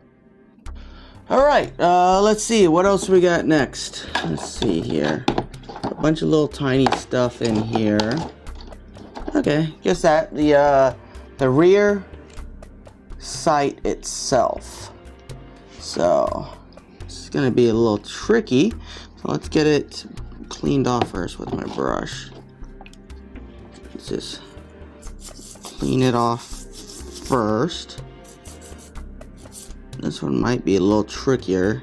I might have to disassemble it all the way in order to get it out. Or maybe not. We'll see. I may not have to disassemble this thing. I may be able to work it with the Dremel to get it all cleaned up properly. Shouldn't be too hard. Yeah, I think I could probably leave this together. However, I might want to try and take it apart for the spring that's inside of there, which I'm not sure how that takes down. Can I get it all the way off like this? Okay, yeah, get it all the way off like that. And then, okay, yeah, then it just comes off. Alright, so I just did the rear sight leaf without realizing that the camera was off. I have one of these aftermarket batteries for my camera, and it appears to be completely fried, as it will say 100% on the charger, and as soon as I put it inside of the camera, it will die off. Let's see, what do I want to do next? We're running out of sizable complex parts.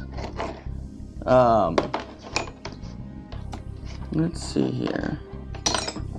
A lot of little stuff. Okay, let's leave that off just in case I need to. Let's take a look at the bayonet assembly. See if I have to disassemble this or not. Assuming it might be easier for me to do this if I disassemble it. I might have to take a look on how we disassemble it. We've got 2 pins here. Okay, let me dry my hand. I think I can knock this pin out that way. A lot of these pins on the VZ-52 appear to be directional and clearly directional. What they do is they have a round end, and then they have the flat end on one side, and the round end always seems to be the one that you tap out. So let's see, let's go with probably this one here. Grab my little brass mallet. Let's see if I can knock this pin out.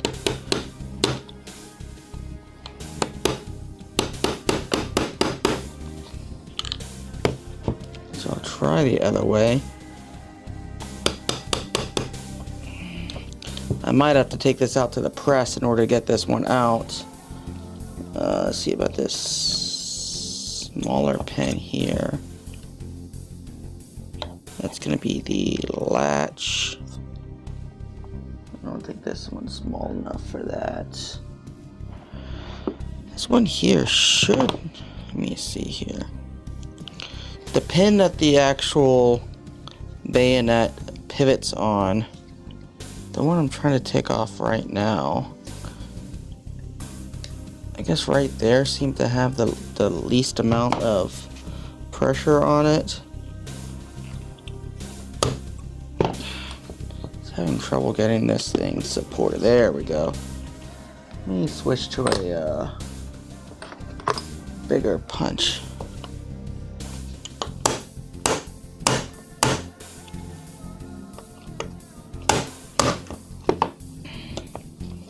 not wanting to move.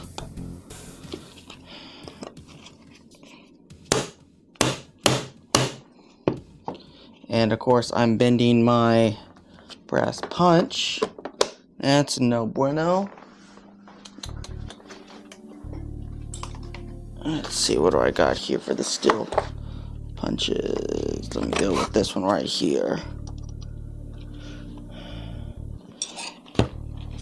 If it's anything like all the others, it should punch out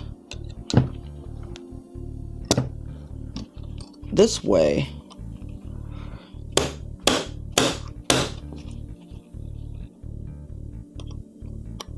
And it's just not wanting to go.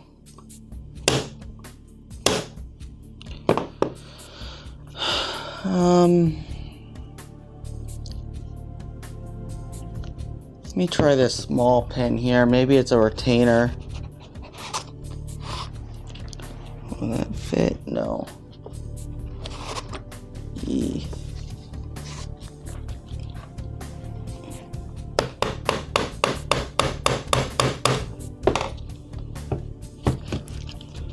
Okay, it's not going out that way. Try this way. If I can't get the pins out to disassemble it, I'm just gonna try and do it as a complete unit here, which isn't ideal at all, but should be possible.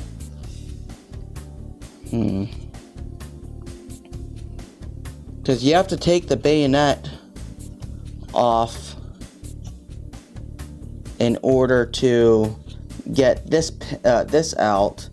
It looks like this the retainer, this pin retainer right here, that acts as the locking latch for the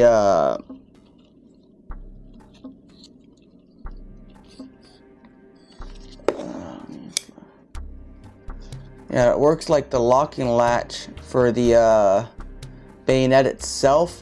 Just comes straight out that way. Once that comes straight out,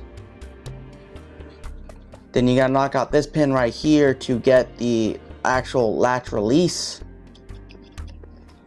out.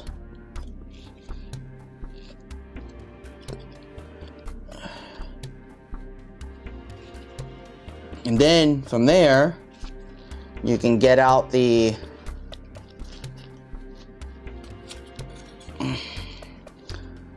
this release. Man, there's a lot of stuff that's connected in here, and without being able to take out the bayonet, can't get it off. Okay, what I'm gonna do is I'm gonna head out to the garage, put this in the vise, and put some good wallops on that pin and see if I can get it to move.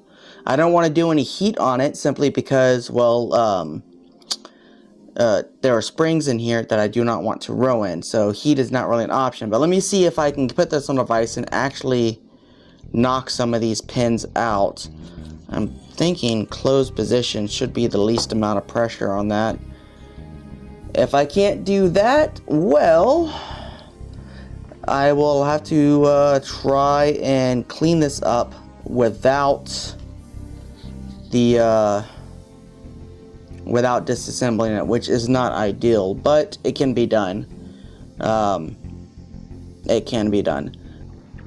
Alright, so I went out to the garage and I beat on that pin as much as I really feel comfortable with. Same thing with the other pin, and yeah, it's not coming out. So it looks like I'm going to be trying to do the bayonet assembly as one part all at the same time. More of a pain in the butt, but not impossible. It was a Parkerized part as well, which is I honestly think this gun is kind of a mutt gun.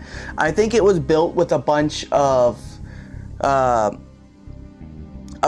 57 parts, but put together with a 52 barrel. Because from what I understand, I'm not 100% sure on this, but I'm pretty sure in my research I saw that only the Parkerization started on the 57 guns, the 7.62 by 39 guns. And like I said, I've come across a lot of parts on this gun that were parkerized. And you can even see right here on the back of the bayonet, it's kind of hard to see, that's parkerized on that, which means this whole part was parkerized. So, kind of fascinating. So, it's going to be a bit of a pain. I'm going to use the sandpaper on the blade itself, get that stripped off. You can still see it's parkerized on this side. Let me see. Yeah, this would have been the side that was inside of the wood, so it was a little bit more protected.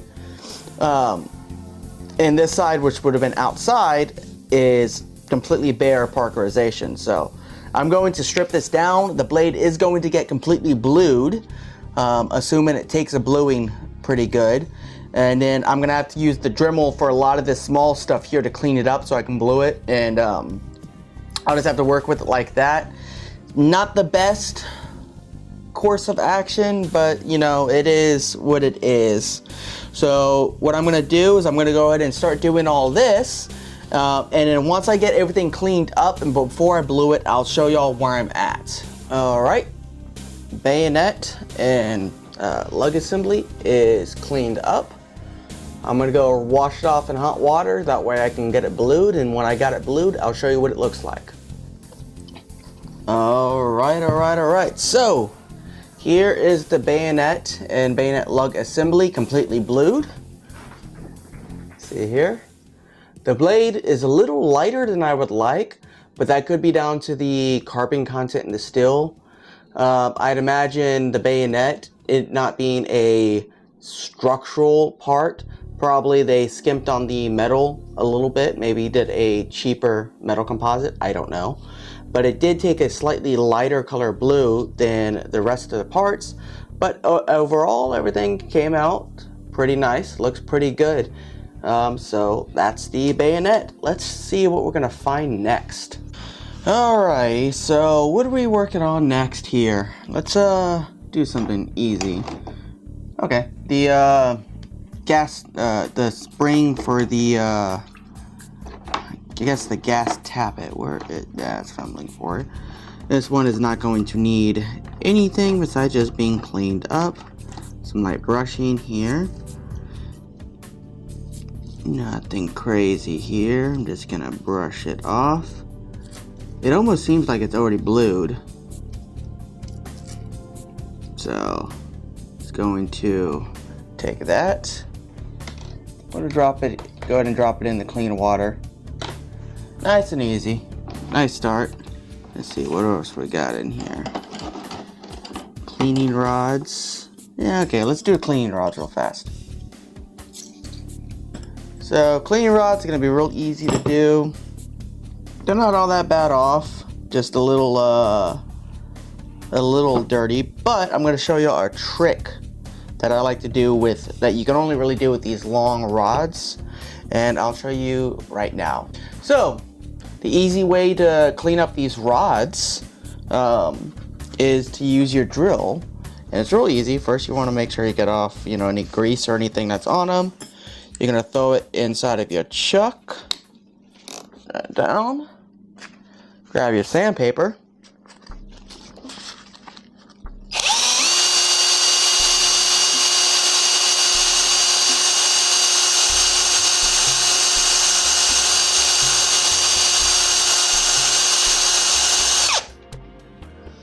Just like that. You're just gonna use that drill to run it into your sandpaper and get it done like that. I mean, real easy, real fast. Probably the easiest part to clean up.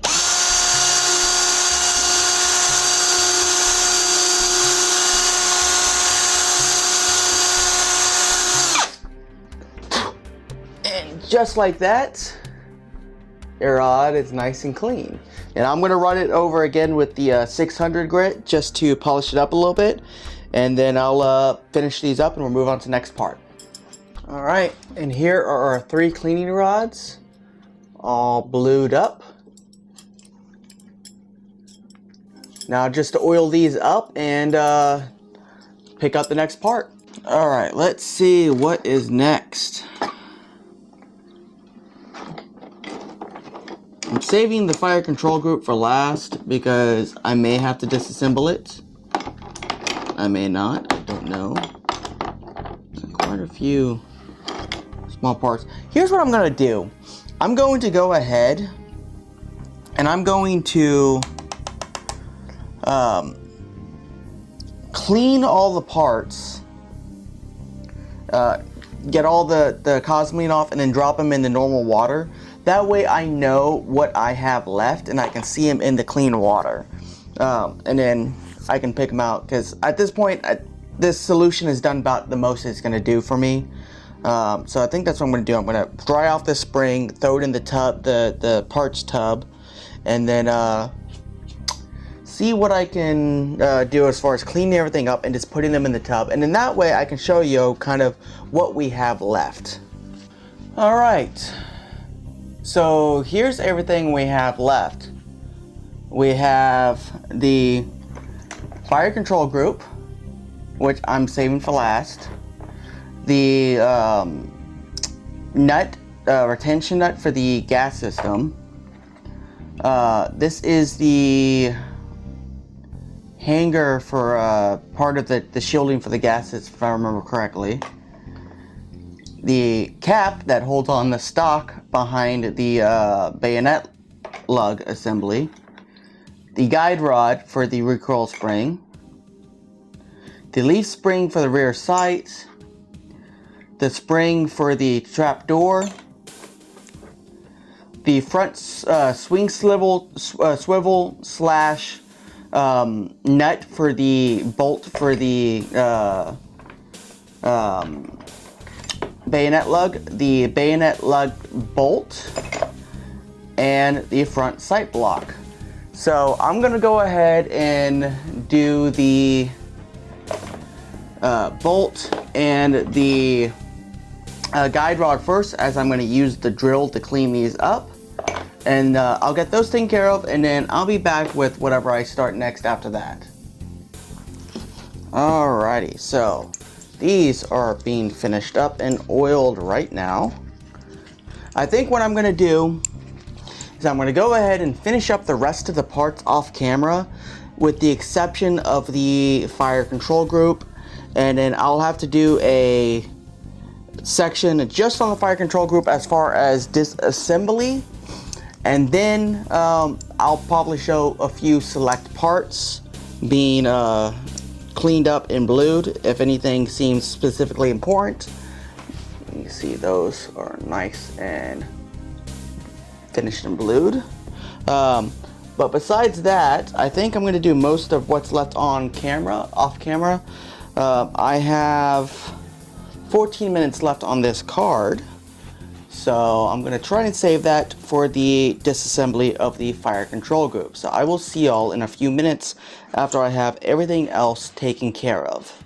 Alright guys, so literally the last part that I have left that's metal that I need to work out outside of some things that are inside of the stock, which I'll probably do off camera, is the fire control group.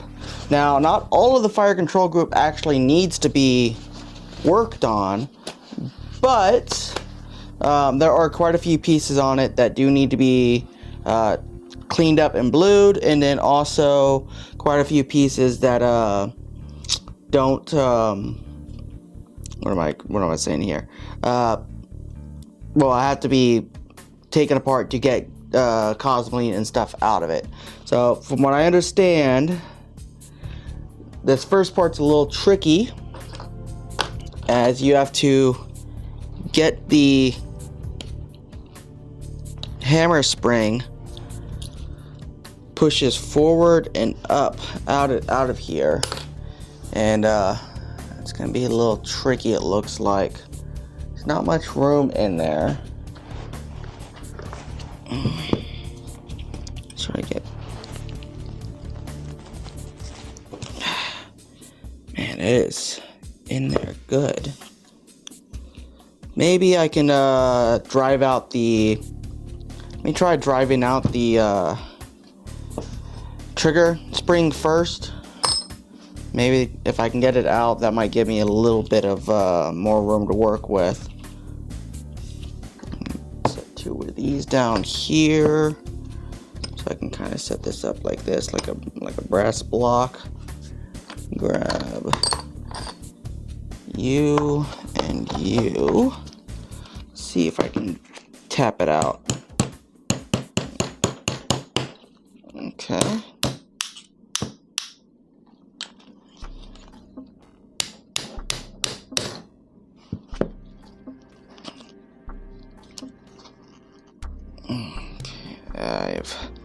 So it's out, but now I'm on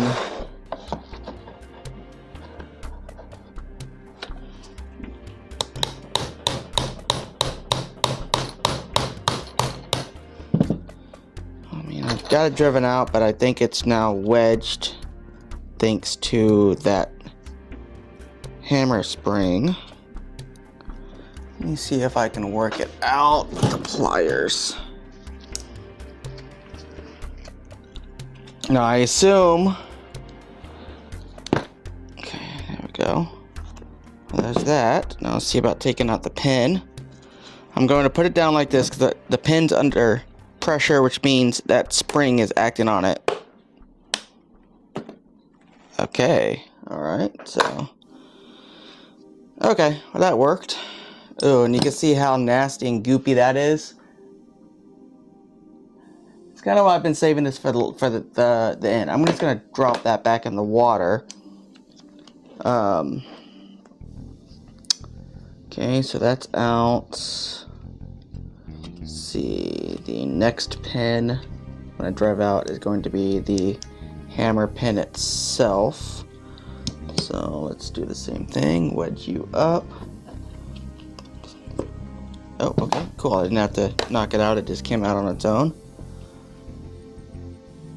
Now the hammer should work its way out here. Alright. Yep, that's nice and goopy as you can imagine. Okay. So now the trigger guard comes off, set that in there. Now the safety should, in theory, be able to pop out here.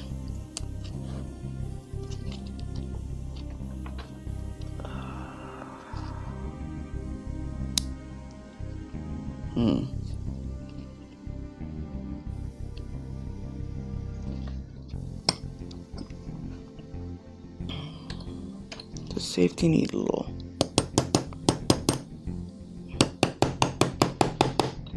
Okay. So the safety kind of acts, from what I can tell, like a piece of spring steel. It has its own peg on it, which acts as the pin. And you just have to, yeah, see, it's got that little dimple on it that acts as its own pin here, and it looks like there's a detent as well. So once I get this out of the way, I should be able to remove that detent. Okay, so that's out. Okay, now there's a little detent there that looks like it wants to come out. Let me see if it's gonna be tricky to get out.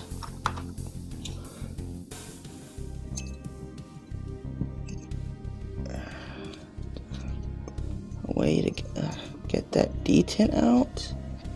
An access pin or anything?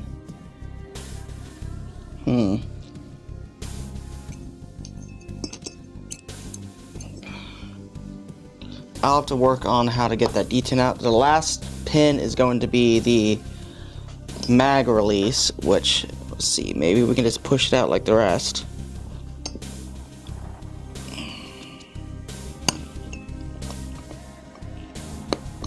No, I'm gonna have to tap it out. Let's see.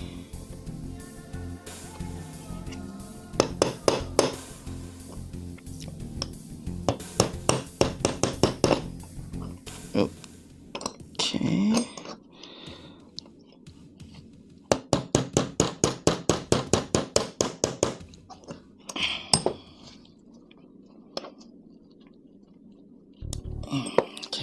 see if I can pull it out.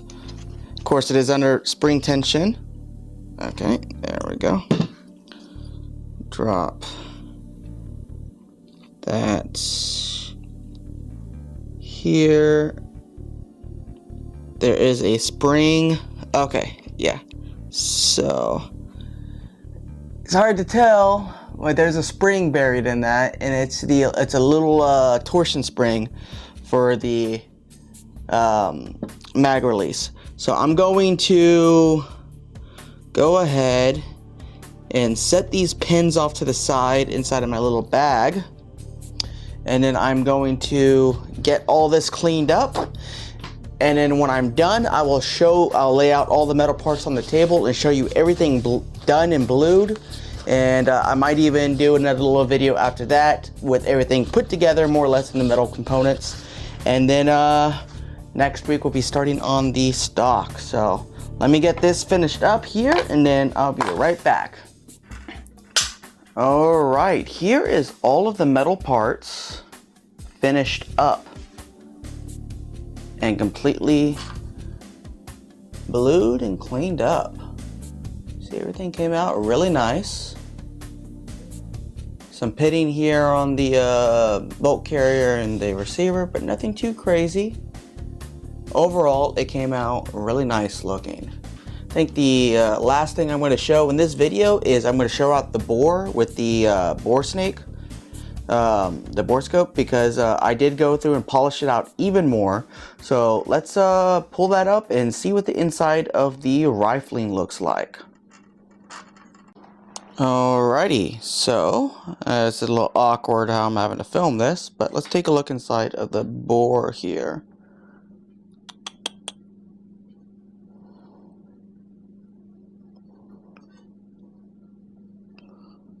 As you can see, it looks better than it did. It's hard to see because it is pretty pitted and tore up, but there are still lands and grooves. She's not going to be winning the accuracy contest, that's for sure. But she should shoot good enough for what I want. You see, the chamber looks pretty good and clean. Still pretty oily. And as I pull out, you can see the lands and grooves. The rifling is visible enough to see it rotate as we pull out. So I think we are pretty good. And if you look right there, it's kind of hard to see, sorry. Muzzle is pretty good. Alright, well that's it for this video. As you can see, all the metal parts are now cleaned up and blued. Now there are a handful of metal parts that are still inside of the stock that have safety nuts and stuff on them that I either need to make a special bit to get off, or I may not remove at all. Those I'm going to finish off camera, and those are basically just little bolt heads and screw heads, stuff like that. So I'm going to get those off camera, but in the next video we're going to start breaking into the stock, start cleaning it up, and kind of seeing what we have to do with it. I'm not going to know a whole lot what we're planning on with the stock until I get it cleaned up and stripped, at least of the grease, grime, and cosmeline that's on it as it is. But the metal parts are done. So see you all in the next video. Don't forget, like, subscribe, do all that good stuff, and please check out our buddies over at RTI to pick up your own VZ-52 grade B, or any of the other awesome, neat, historical surplus firearms that they have. Remember, guys, unless you're getting one of the cleaned up or restored versions, anything that's going to be a grade B or lower is going to be pretty rough, and you're going to have a project on your hands. But if you're like me, a project is fun. So I'll see y'all in the next video. Y'all have a good one.